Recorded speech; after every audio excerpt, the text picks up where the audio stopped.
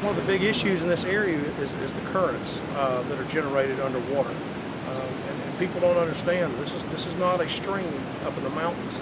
This is a major river, and it's got currents that you just cannot overcome. Our trained professionals are in this river all the time.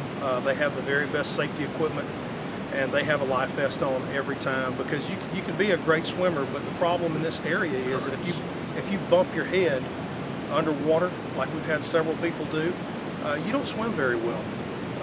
If you get hung underwater and lose your breath, that life jacket is going to get you back to the surface where hopefully you can recover and self-rescue. So it's absolutely critical that you have that safety device on. It's unpredictable, and that's why life jackets are so important. If you got a life jacket on, you're pretty safe. The water is extremely forceful. I've been in some of these waves surfing, and it'll throw you around. So it's really important, to wear that right equipment. The kayakers and the rafters, the raft guides, we're constantly telling people, you should probably back up for your own safety. A lot of times we'll see kids playing on the rocks down here, get a little too close, and it's the kayakers that are coming up, telling the family members, you should move your children back, or they're on the rocks as the water is rising. Hi, how are you? Good.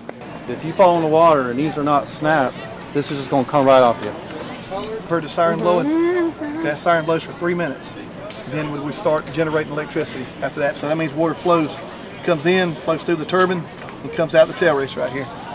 As the water comes down further, they have the detection system that warns people downriver also. So you hear they have the siren blows, said water rising, all this. Y'all have heard those?